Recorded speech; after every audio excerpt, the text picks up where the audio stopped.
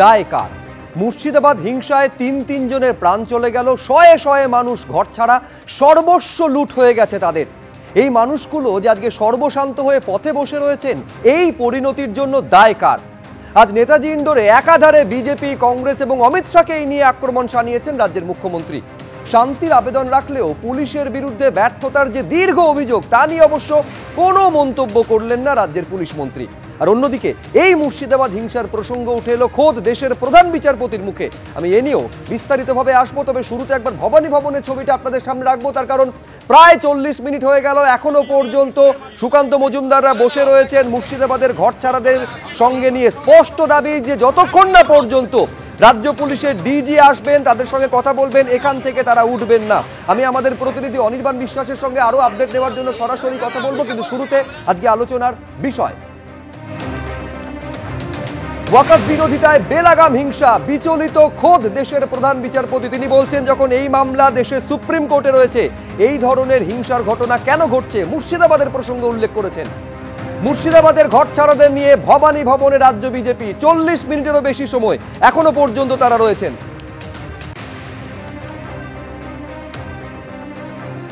মানবাধিকার কমিশনের পাশাপাশি মুর্শিদাবাদ হিংসা পরিদর্শনে এবার আসছে জাতীয় মহিলা কমিশন। জাতীয় মহিলা কমিশনের একটা প্রতিনিধি দল মুর্শিদাবাদ এবং মালদায় যাবে। তারা সব প্ল্যান উনি করেছেন, মোদিজি ওনাকে সামলান। অমিত শাহকে বেনজির আক্রমণ শানিয়েছেন মমতা বন্দ্যোপাধ্যায়। একেবারে দেশে বিভিন্ন হিংসার ঘটনার প্রসঙ্গ পর্যন্ত উল্লেখ করেছেন, কাঠগড়ায় তুলেছেন দেশের স্বরাষ্ট্রমন্ত্রীকে। সীমান্তে বাচ্চাদের 5-6 হাজার টাকা দিয়ে ইট ছুড়িয়েছে বিএসএফ, সব বের করব, হুঙ্কার মমতা বন্দ্যোপাধ্যায়ের। একেবারে এই হিংসার পেছনে বিএসএফ এর একাংশকে কাঠগড়ায় তুলেছেন রাজ্যের স্বরাষ্ট্রমন্ত্রী। উনি কে? হরিদাস পাল। বিজেপি একটা সমুদ্র, মমতা বন্দ্যোপাধ্যায়কে পাল্টা আক্রমণ শানিয়েছেন শুভেন্দু অধিকারী। যেখানে গন্ডগোল সেটা কংগ্রেসের সিট। মুর্শিদাবাদ হিংসায় মমতা বন্দ্যোপাধ্যায়ের কাঠগড়ায় কংগ্রেস। বলছেন জেলাটা মুর্শিদাবাদ, কিন্তু ওটা মালদা লোকসভার মধ্যে পড়ে, ফলে এই হিংসা থামানোর জন্য কোনো পদক্ষেপ কেন কংগ্রেস নিল না? 1 বছর পর দিল্লিতে বদল, তারপর সংবিধান সংশোধন, নেতাজি ইন্ডোরে ওয়াকফ আশ্বাস মমতা বন্দ্যোপাধ্যায়ের। কিন্তু এই মুহূর্তে আপনাদের একবার সরাসরি নিয়ে যাব ভবানী ভবনে, যেখানে 40 মিনিটেরও বেশি সময় ধরে একেবারে কার্যত ধর্নায় বসে রয়েছেন সুকান্ত মজুমদাররা, যার সঙ্গে মুর্শিদাবাদের ঘরছাড়ারা, যারা মালদার যে ত্রাণ শিবির সেখান থেকে তারা এসেছেন। প্রথমে বিজেপির দলীয় কার্যালয়, সেখান থেকে সুকান্ত মজুমদাররা তাদের নিয়ে এসেছেন ভবানী ভবনে। দাবি একটাই, তাদের দুর্দশার কথা ডিজিকে এখানে দাঁড়িয়ে শুনতে হবে। যতক্ষণ না পর্যন্ত ডিজি আসবেন, এখান থেকে তারা নড়বেন না। অনির্বাণ বিশ্বাসের সঙ্গে কথা বলবো এই মুহূর্তের আপডেট জানার জন্য। অনির্বাণ। দেখো সুপ্রজিৎ, তোমাকে জানি রাখি, প্রায় 40 মিনিটেরও বেশি সময় অতিক্রান্ত হয়েছে এবং এই যে ভবানী ভবনের গেট, সেই গেটের সামনে কিন্তু বিজেপি রাজ্য সভাপতি তথা কেন্দ্রীয় মন্ত্রী সুকান্ত মজুমদার তিনি একেবারে সদল বলে বসে পড়েছেন। এমনকি মুর্শিদাবাদ মালদা থেকে আসা যে ঘরছাড়া মানুষজন যারা কিন্তু তারাও কিন্তু এখানে রয়েছেন। প্রত্যেকেরই বক্তব্য, যতক্ষণ পর্যন্ত রাজ্য পুলিশের ডিজি তিনি আসছেন, এসে কথা বলছেন, ততক্ষণ পর্যন্ত তারা এখানেই বসে থাকবেন। এবং কিছুক্ষণ আগে আমরা দেখলাম যে কলকাতা পুলিশের ডিসি সাউথ তিনি এসেছিলেন, তিনি বোঝানোর চেষ্টা করেন যে এই মুহূর্তে ডিজি তিনি কিন্তু মিটিংয়ে ব্যস্ত রয়েছেন, ফলে তার পক্ষে কিন্তু এই মুহূর্তে আসা সম্ভব নয়। কিন্তু পাল্টা সুকান্ত মজুমদারদের তরফে জানিয়ে দেওয়া হয়, মিটিং করুক ডিজি, কোনো অসুবিধা নেই, মিটিং শেষ করে তাকে এখানেই আসতে হবে এবং তার সঙ্গে আমরা কথা বলে তবেই এখান থেকে উঠবো। যদিও এখানে কিন্তু পাল্টা দাবি দেওয়া হয় যে যেহেতু একেবারে ভবানী ভবনের সামনে মূল রাস্তা রয়েছে, সেখানে যান চলাচল হচ্ছে, পুলিশের তরফে বলা হয় যে ট্রাফিকের সমস্যা হতে পারে। কিন্তু পাল্টা বিজেপির তরফে বলা হয় যারা ঘরছাড়া মানুষ তাদের কথা না হলে আপনারা ট্রাফিকের কথা ভাবছেন, যাদের মাথার উপরে ছাদ নেই, যাদের এক বস্ত্রে যারা বাড়ি থেকে ছাড়তে বাধ্য হয়েছে, তাদের কথা একবার ভাবুন, মানবিকতার সঙ্গে ভাবুন। এই মুহূর্তে আমরা দেখলাম কিছুক্ষণ আগেই কিন্তু একেবারে সুকান্ত মজুমদারদের সঙ্গে ডিসি সাউথের একটা বাকবিতণ্ডা হলো এবং এই মুহূর্তে সুকান্ত মজুমদাররা ভবানী ভবনের গেট, সেই গেটের সামনে কিন্তু বসে রয়েছেন এবং তার সাথে সাথে কিন্তু ঘরছাড়া যারা আছেন তারাও কিন্তু রয়েছেন। অন্যদিকে বিজেপি কর্মী সমর্থক যারা কিন্তু আসতে শুরু করেছেন বিভিন্ন দিক থেকে, তারা কিন্তু বিক্ষোভ প্রদর্শন করতে শুরু করেছেন ভবানী ভবনের ঠিক গেটের সামনে। অন্যদিকে ভবানী ভবনের গেট, সেই গেট কিন্তু আগলে রয়েছে বিশাল পুলিশ বাহিনী এবং কলকাতা পুলিশের বিশাল ফোর্স সেটা কিন্তু বাড়ানো হয়েছে। ফলত নিজেদের অবস্থানে কিন্তু অনর সুকান্ত মজুমদার থেকে শুরু করে ঘরছাড়ারা যতক্ষণ পর্যন্ত না ডিজি তিনি আসছেন তার সঙ্গে দেখা না করে কিন্তু কেউ ভবানী ভবন ছাড়বেন না, সে বিষয়ে স্পষ্ট করেছে। বেশ অনির্বাণ, আপাতত তোমাকে ধন্যবাদ। আপনাদের মনে থাকবে যে এই ঘটনার পর একেবারে শামশেরগঞ্জে পৌঁছে গেছিলেন রাজ্য পুলিশের ডিজি। আজকে এই প্রশ্ন করছেন সুকান্ত মজুমদার, মালদায় ত্রাণ শিবিরে গিয়ে এদের দুর্দশার কথা কেন শুনলেন না রাজ্য পুলিশের ডিজি? এখানে আসতে হবে, তাদের কথা শুনতে হবে, যতক্ষণ না পর্যন্ত তিনি আসবেন এখান থেকে তারা নড়বেন না, স্পষ্ট জানাচ্ছেন তারা। আমি প্রতি মুহূর্তের আপডেট আপনাদের কাছে দেবো। তবে সুকান্ত মজুমদার তিনি কি বলছেন একবার শোনাবো। এখনো পর্যন্ত আমরা অপেক্ষা করছি ডিজিপি সাহেবের জন্য। ডিজিপি সাহেব এনারা বলছেন, যে পুলিশ অফিসাররা এসছেন তারা বলছেন ডিজিপি এখানে নেই, কোথায় আছেন তারা বলতে পারছেন না। এটা তো অত্যন্ত চিন্তার বিষয়। ডিজি যদি নিখোঁজ হয়ে যায়, তিনি কোথায় আছেন যদি বলতে না পারে, তার অধস্তন মানে কর্তা যারা আছেন, এরকম নয় যে এর একদম জুনিয়র অফিসার, তা নয়, অনেক সিনিয়র আইপিএস অফিসার এখানে উপস্থিত আছেন, তারা পর্যন্ত বলতে পারছেন না ডিজিপি কোথায়। আমরা খোঁজ নিয়ে জানতে পেরেছি উনি নবান্নে ছিলেন আধা ঘন্টা আগে, এখন কোথায় আছেন আমরা জানি না, এখন নিখোঁজ হয়েছেন কিনা আমাদের জানা নেই। আমরা অপেক্ষা করছি। আজকে এই হিন্দু ভিকটিমরা তারা এখানে এক কাপড়ে যারা এসেছিল বাড়ি ছেড়ে পালিয়ে, তারা এখানে উপস্থিত হয়েছে ডিজিপি সাহেবের সাথে দেখা করার জন্য, তাদের উপরে যেটা ঘটেছে সেটা বলার জন্য। আজকে তিনি যদি আসতে না পারেন, আমার মনে হয় এর থেকে কোন গুরুত্বপূর্ণ কাজটা উনি করছেন। একদিকে ডিজির দায়িত্ব সামলাচ্ছেন, অন্যদিকে ফোন ট্যাপ করার দায়িত্ব ওনার হাতে, গুরু দায়িত্ব। সমস্ত বিজেপি নেতা, অন্যান্য নেতা, এমনকি তৃণমূলের নিজের দলের নেতাদেরও ফোন ট্যাপ করার দায়িত্ব ওনার হাতে। ফলে বুঝতে পারছেন এটা কিন্তু আর মুর্শিদাবাদের ভৌগোলিক সীমার মধ্যে সীমাবদ্ধ নেই, পুরো আঁচটা এসে গিয়ে পড়েছে রাজ্য পুলিশের যে সদর দপ্তর সেখানে।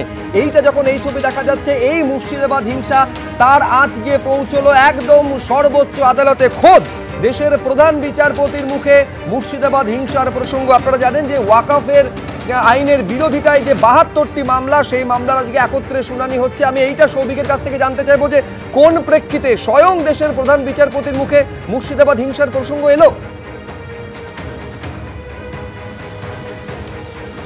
দেখো, প্রায় ১.২ ঘন্টার এই বিচার প্রক্রিয়া আজকে সুপ্রিম কোর্টে সংগঠিত হয়েছে এবং একেবারে শেষ লগ্নে মাননীয় বিচারপতিরা তারা যখন এজলাস ত্যাগ করে উঠে যাবেন, তার আগেই কিন্তু মাননীয় প্রধান বিচারপতি সঞ্জীব খান্না তিনি বলেন যে তিনি একটা বিষয় নিয়ে অত্যন্ত চিন্তিত, অত্যন্ত উদ্বিগ্ন, আর সেটা হচ্ছে এই হিংসার ঘটনা, সেটা হচ্ছে এই অশান্তির ঘটনা।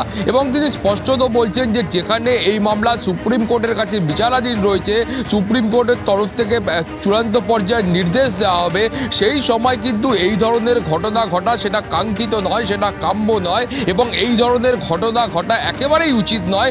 এই মর্মে মাননীয় প্রধান বিচারপতি সুপ্রিম কোর্টে তিনি কিন্তু উদ্বেগ প্রকাশ করেন। এখন তুমি জানো যে বিগত বেশ কয়েকদিন ধরে যে মুর্শিদাবাদের যে ঘটনা, মুর্শিদাবাদে যে অশান্তির ছবি দেখা গেছে, সেখানে একাধিকবারে মার দাঙ্গার ছবি প্রকাশ্যে এসেছে, ঘর ভাঙার ছবি প্রকাশ্যে এসেছে, সরকারি সম্পত্তি নষ্ট করার যে ছবি আছে সেটা প্রকাশ্যে এসেছে।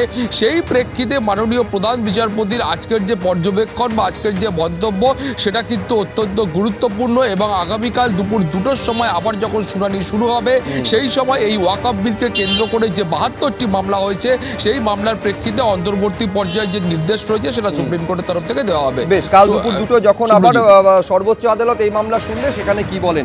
আমি এইখানে কেয়া ঘোষের কাছে আসতে যাবো। দেখুন, পুরো বিষয়টায় যখন গভীর উদ্বেগ প্রকাশ করছে সর্বোচ্চ আদালত মুর্শিদাবাদের প্রসঙ্গে, সেইখানে কিন্তু একেবারে কাঠগড়ায় দেশের স্বরাষ্ট্রমন্ত্রীকে তুলেছেন রাজ্যের স্বরাষ্ট্রমন্ত্রী।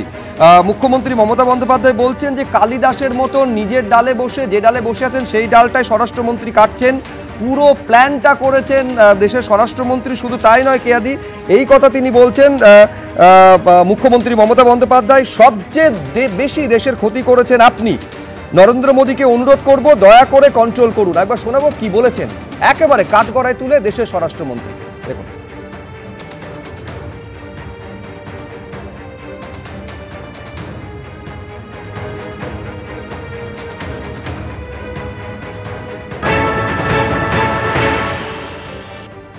बहुत रुपया है, पूरा हिंदुस्तान में जितना नेटवर्क है सब बंगाल मक्का खिलाफ में लिखता है। जितना भी आईटी सेक्टर है उसका वो सब अमित शाह का कंपनी ज्यादा है। ये आप लोग को ध्यान होना चाहिए, उसका इसका साथ बराबर संपर्क है। मैं पहले को भी नाम नहीं लिया उनका, लेकिन अगर होम मिनिस्ट्री खुद कालिदासेर मतो जे गाছে বসে আছে সেই গাছের ডাল যদি ভাঙে তাহলে তো বলতে হবেই ভাই, কিচ্ছু করার নেই। इतना जल्दीबाजी आपका क्यों है? आप तो प्राइम मिनिस्टर कभी नहीं बनेंगे। मोदी जी चला जाने के बाद आप क्या करेंगे? आपको तो আপনাকে তো হামাগুড়ি দিতে হবে। সবচেয়ে দেশের ক্ষতি করেছেন আপনি। মোদিজিকে আমি রিকোয়েস্ট করব, দয়া করে লোকটাকে কন্ট্রোল করুন। সমস্ত এজেন্সিকে দিয়ে দিয়েছেন ওনার হাতে, আর উনি সমস্ত প্ল্যান তৈরি করছেন। এন্ড মুর্শিদাবাদ জেলা হলেও সিটটা কিন্তু মালদার মধ্যে পড়ে, এবং it's a pre planned communal rights if I say so, কারণ আমিও পাবলিকের কাছ থেকে অনেক ইনফরমেশন পাচ্ছি। কেয়া ঘোষ সব প্ল্যান করেছেন দেশের স্বরাষ্ট্রমন্ত্রী। দেখুন, স্বরাষ্ট্রমন্ত্রী সম্পর্কে যে ভাষাগুলি উনি ব্যবহার করেছেন সেটা তৃণমূলের সংস্কৃতি। আমরা জানি যে তৃণমূল সরকার বা তৃণমূল দল এর আগেও মাননীয় প্রধানমন্ত্রী সম্পর্কে কি ভাষা ব্যবহার করেছেন। ব্যবহারই আপন পরিচয়, উনি নিজের পরিচয়টা দিয়ে দিয়েছেন। কার কি সম্পত্তি আছে এত খোঁজ রাখেন তো খোঁজ রাখেন না, যে ভাইপোমনির কত সম্পত্তি আছে বা বন্দ্যোপাধ্যায় পরিবারের কালীঘাট চত্বরে কতগুলো সম্পত্তি আছে সেটার খোঁজ রাখেন না, নাকি নিজের সম্পর্কে খোঁজ রাখতে নেই?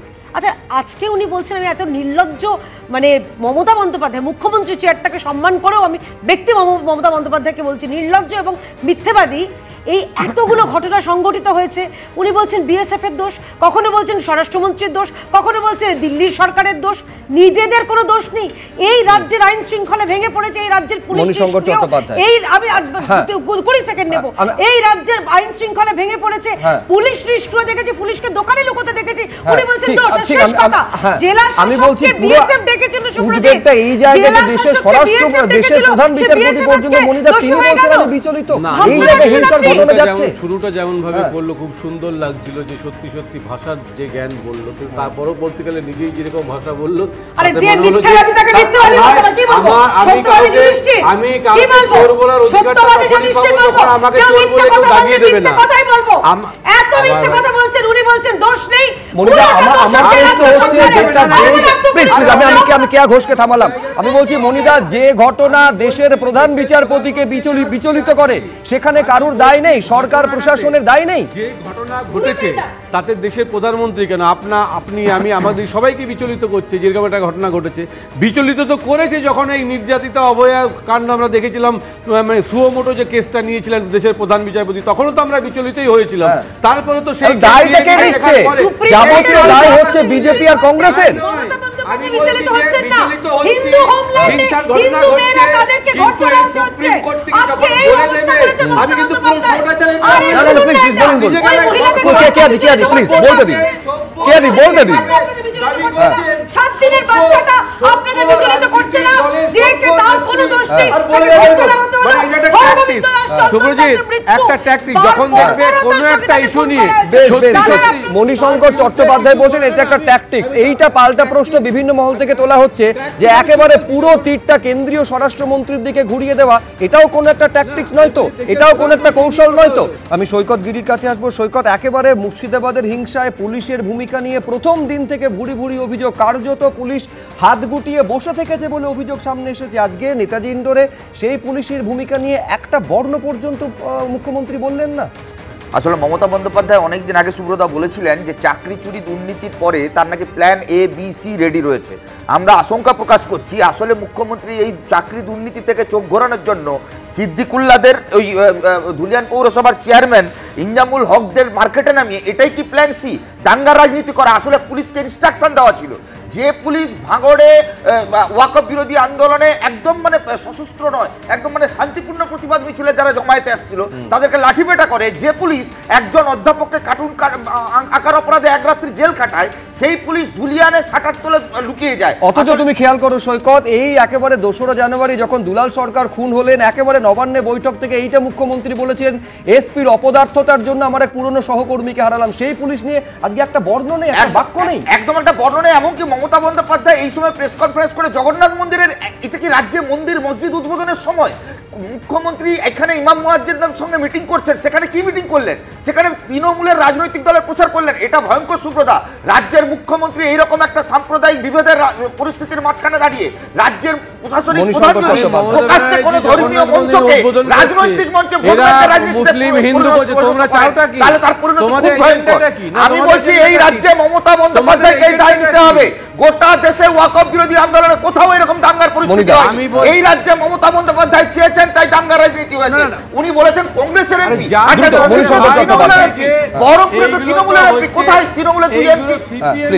চাই সেটা বলবেন তো, কোথায় কি হচ্ছে? আমি বলছি যে আজকে যে ঘটনাগুলো মুর্শিদাবাদে হচ্ছে, সেই ঘটনা নিয়ে কেন হলো আজ পর্যন্ত মানুষ কনফিউজ। কেন হলো? আপনার তৃণমূলের নেতারা আরেস্ট হবে না কেন? কেন বিজেপি নেতাদের বিরুদ্ধে এফআইআর করবেন না? একটা জায়গায় মণিশঙ্কর চট্টোপাধ্যায়ের সঙ্গে একমত যে আজকে এতদিন পরও কেন হলো সেটা জানা যাচ্ছে না। আমার স্পষ্ট বক্তব্য যে এই ব্যাখ্যা তো পুলিশ দেবে। আজকে ঘটনার 7 দিন পরেও এই হিংসার ঘটনা কেন ঘটলো, এতগুলো মানুষের প্রাণ চলে গেল কেন, তার জন্য দায়ী কারা, এই উত্তর দেওয়ার একমাত্র দায়িত্ব হচ্ছে পুলিশের। দায়টাও পুলিশের। দুর্ভাগ্যের সেই উত্তর পুলিশ এখনো পর্যন্ত দিতে পারছে না। একটা ছোট্ট বিরতি পর এই আলোচনায় আবার ফিরছি।